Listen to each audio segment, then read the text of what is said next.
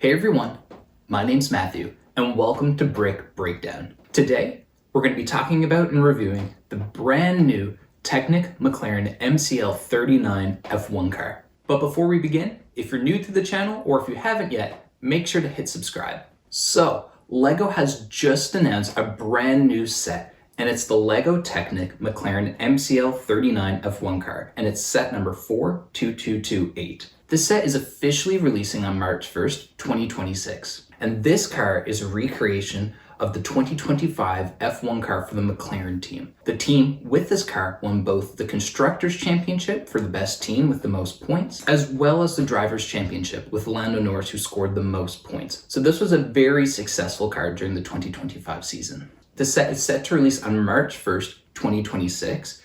It's rated for ages 18 plus. It contains 1,675 pieces. This set will retail for $300 Canadian, $230 US, or 230 euros. So with McLaren winning the championship last year and all the attention around McLaren, I think it's an absolute no-brainer that we were due for another McLaren Technic F1 car at some point. So I'm really excited to get my hands on this set and build it when it releases. But before then, let's take a quick look at what we can expect to get from the set. As for play features, we get working suspension with pull rod in the front and push rod in the back, working steering. They've also made note too that they've made it easier to actually line up the steering wheel so that the steering wheel is straight when the tires are straight. In an interview I watched, I don't know how they've quite solved this yet with the Technic side of stuff, but they said they've addressed it, so it should all sit straight now. We get a working engine with a 2-speed transmission. It also looks like we get the spinning MGU-H component on top of the engine that we got in the Ferrari SF24, which is all part of the electrical system. And special to this car, we also get functioning DRS, and not just that we can open it with our hands, but there's an actual lever that we can pull which opens and closes the wing. It just so happens to be that that same lever is actually the gear selector. So when we put the car into second gear or the higher gear,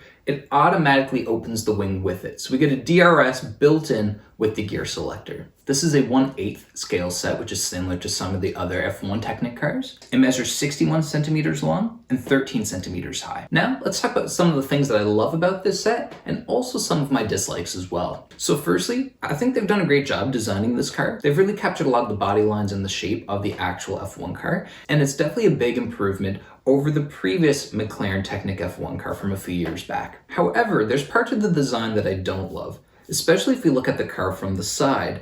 The way that the hand of God steering is mounted, it seems like it almost kind of ruins the back of this car. It gives it a really funky look to the back of the engine cover with some bumps and lines that aren't really accurate to what this car looks like in real life. The same with the front of the car, and this is a thought that I've had on a few of the LEGO Technic sets, is that the front wing where the orange middle part comes down, it always has a hump in the middle of it from where we join on this longer curved piece. Is it the ugliest thing in the world? No, but it would be nice to once again have the front nose coming off these cars a little bit smoother in design. Another like that I have with this set is that we actually get printed racing slick tires, which is a big upgrade over the previous McLaren, which doesn't have printed tires. They also feature groove tires, which could also be the wet tires that they use in F1 cars, but it always looks so much better with racing slicks. So it's good to see that we've brought this upgrade to the new set.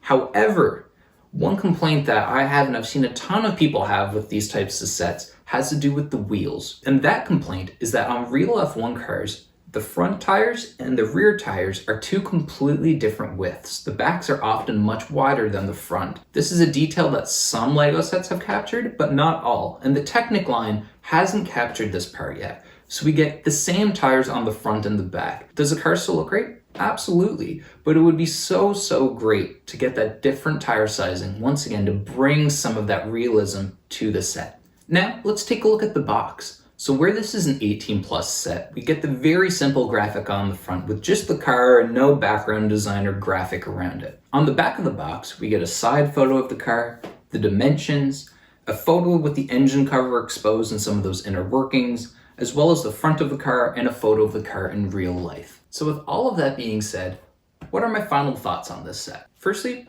I really like this set. Even though there are some drawbacks, I'm really excited to get my hands on it and build it. Yes, it'd be so much better and accurate if we could get the actual tire sizing like we would on the real F1 car, and it's something that we've been asking for quite a while now.